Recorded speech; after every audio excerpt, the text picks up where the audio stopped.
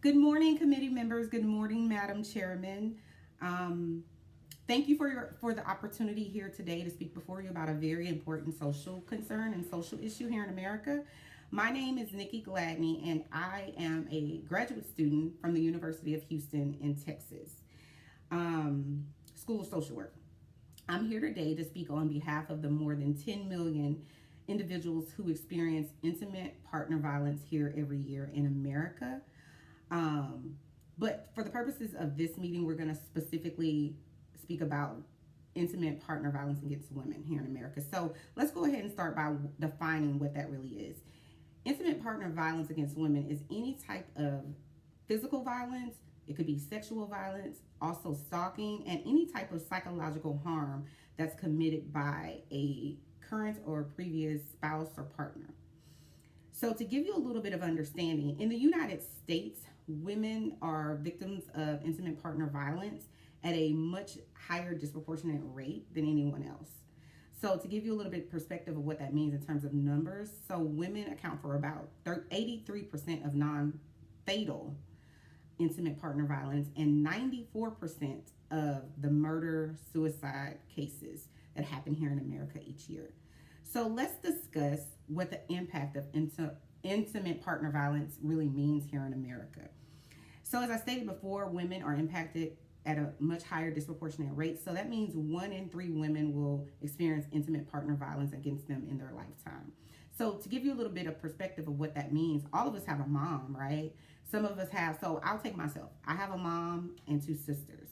So, that means at least one of us have experienced intimate partner violence in our lifetime.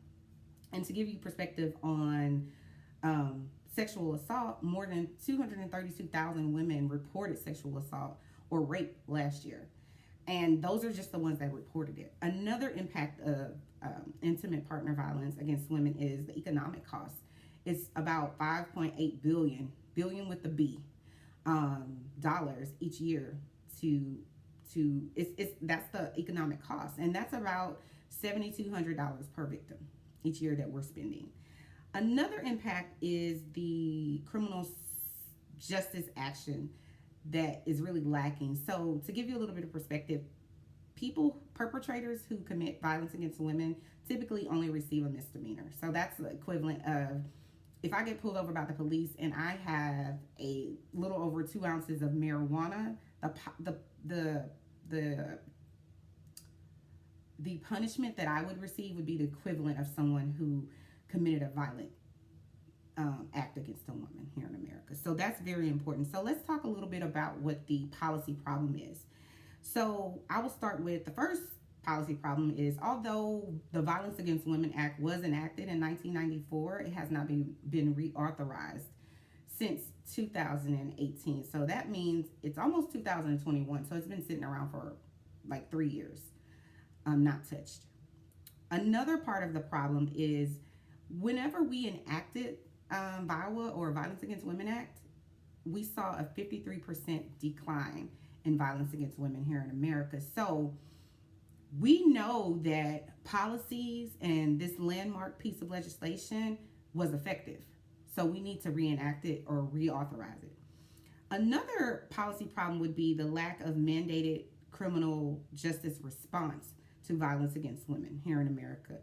It kind of and the fact that it's sitting pending reauthorization is a very serious thing that it's just sitting there, and it serves to perpetuate the social issue of intimate partner violence. So what how can we fix it? How can we fix intimate partner violence here in America? The first thing we can do is we can start by reauthorizing Violence Against Women Act.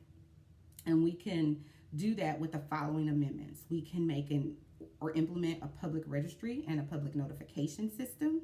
We can also require these individuals to wear electronic monitoring for the violent offenders and mandate more consistency around violent offenders. These are some ways that you can definitely help us here. You can start today by working on that, reaching across the aisle. So I would like for you to partner with me today. Again, thank you for your time. Have a good rest of your day. I'm here to answer any questions.